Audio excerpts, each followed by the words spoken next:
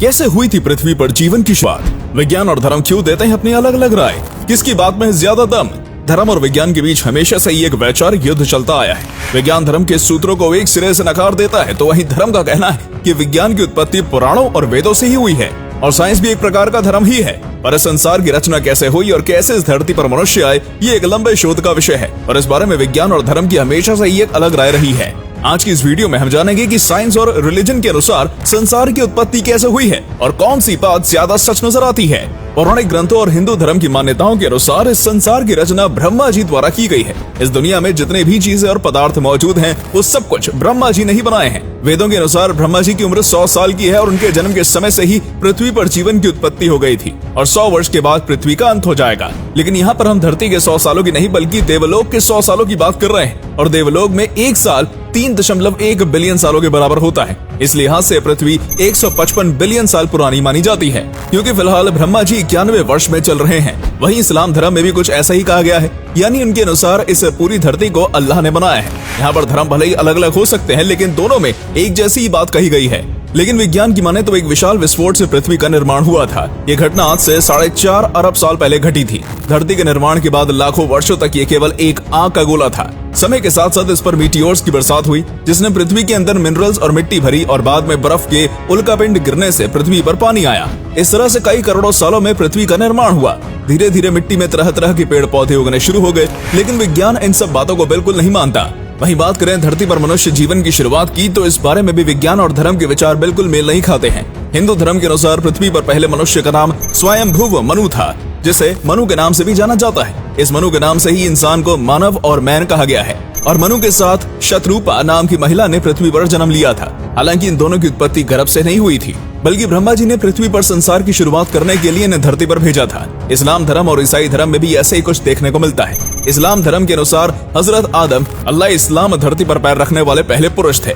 आदम के नाम से इंसानों को आदमी कहा गया और उनके साथ अम्मा हवा को अल्लाह ने धरती पर भेजा था। वहीं ईसाई धर्म सहित पाश्चात्य संस्कृति में माना जाता है कि एडम और ईव ने धरती पर जीवन की शुरुआत की थी। बात करें विज्ञान की, तो धरती पर जीवन की शुरुआत साइनोबैक्टीरिया से हुई थी। ये समुद्र की गहराइयों में पृथ्वी की गर्मी से उत्पन्न हुए थे। करोड़ों वर्षों तक इनका आकार बढ़ता रहा और धीरे धीरे समुद्र में जीवन की उत्पत्ति हुई। समुद्री जीवन ने पृथ्वी के बाहर कदम रखना शुरू किया। पर्यावरण के अनुसार उनमें कई प्रकार के बदलाव आते गए। 20 करोड़ साल पहले धरती पर डायनासोर हुआ करते थे, लेकिन एक उल्कापिंड गिरने और मौसम में बदलाव के कारण वो भी नष्ट हो गए। उसके भी लाखों करोड़ों साल बाद अफ्रीका के जंगलों में एप्स नाम की प्रजाति के जीव पैदा हुए और इसी प्रजाति के जीव आगे चलकर बंदर, चिंपैंजी, गोरिल्ला, निएंडरथाल मैन और मनुष्य में परिवर्तित हुए। इसलिए विज्ञान कहता है कि इंसानों के पूर्वज बंदर हुआ करते थे, लेकिन धर्म विज्ञान की इस बात पर सहमति नहीं जताता है। चलिए, अगर एक बारी के लिए विज्ञान की बात को सच मान लिया जाए, तो फिर ये प्रश्न उठता है कि आखिर धरती पर धर्म कहां से आया और कौन सा धर्म सबसे पुराना है। इस टॉपिक के ऊपर हमने एक अलग वीडियो बना रखी है, आप हमारे चैनल और पेज पर इस वीडियो को देख सकते हैं। असल में प्राचीन समय में मनुष्य ने प्राकृतिक चीजों की पूजा करनी शुरू की थी, जैसे पेड़ पौधे, सूर्य और नदियां आदि। साथ ही कुछ जानवरों को भी पवित्र माना जाने लगा और धीरे धीरे इंसानों ने एक अच्छे संसार के लिए रूल्स एंड रेगुलेशंस बनाने शुरू कर दिए, जिन्हें बाद में कुछ लोगों ने लिखा और आने वाली पीढ़ी को सही राह दिखाने के लिए कहा गया कि नियमों का पालन करना अनिवार्य है और उन सभी नियमों को धर्म का नाम दे दिया गया। वहीं पुराणों में नियम और शर्तों की बात आती है तो रामायण और महाभारत के बारे में पढ़ाया जाता है। क्या सही है क्या गलत है, इसकी जानकारी इन पौराणिक गाथाओं के जरिए लोगों को दी जाती है। धर्म में भी नेचर की पूजा करना बताया गया है। सूर्य देवता, जल देवता और अग्नि देवता का जिक्र पुराणों में मिलता है। हिंदू धर्म में 33 करोड़ देवी देवता बताए गए हैं और सभी देवी देवताओं के साथ एक पशु भी जोड़ा गया है, जैसे शिव जी के साथ सर्प, गणेश जी के साथ मूषक, कार्तिकेय के साथ मोर, शेर, हंस, बैल जैसे अनेकों जीव जंतुओं को धर्म में विशेष महत्व दिया गया है। एक और सिमिलैरिटी जो विज्ञान और धर्म में देखने को मिलती है, वो है पशुओं की बलि।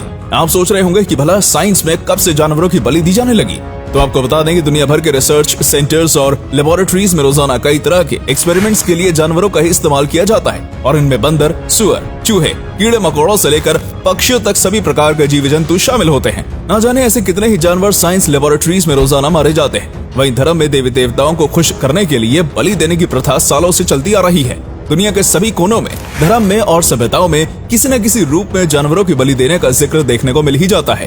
हालांकि कुछ लोगों का तर्क है कि विज्ञान जो पशु मारते हैं वो लोगों की भलाई के लिए ही मारते हैं। उन पर टेस्ट की गई दवाइयों से करोड़ों लोगों की जान बचाई जाती है। लेकिन कुछ लोगों की नजर में मनुष्य हो या जानवर, सभी को धरती पर रहने का हक है। ऐसे में किसी को भी सही या गलत कहना उचित नहीं होगा। तो दोस्तों, हमने आपको विज्ञान और धर्म दोनों ही दृष्टिकोण से बताया कि धरती और जीवन की उत्पत्ति कैसे हुई है। अब फैसला आपको करना है कि आप कौन सी बात को ज्यादा सही मानते हैं। आजकल की भावी पीढ़ी धर्म से दूर होती जा रही है, जो शायद साइंस की बातों को सही मानेगी। वहीं कुछ लोग वेदों और पुराणों में लिखी बातों को 100% सही बताते हैं। हालांकि साइंस में जितने भी बातें कही गई हैं, वो सब भी एक असम्पशंस के आधार पर ही कही गई हैं। वास्तव में धरती और इंसान की उत्पत्ति कैसे हुई, इस सवाल का जवाब पता लगाना नामुमकिन है, या फिर यदि मनुष्य में कई विज्ञान को टाइम मशीन बनाने में कामयाबी मिल पाती है तो इस बात का पता लगाया जा सकता है। दोस्तों, अगर आपको वीडियो अच्छी लगी हो तो इसे लाइक और शेयर अवश्य करें और हमें कमेंट करके बताएं कि आप साइंस और धर्म में से किसकी थ्योरी को ज्यादा सही मानते हैं।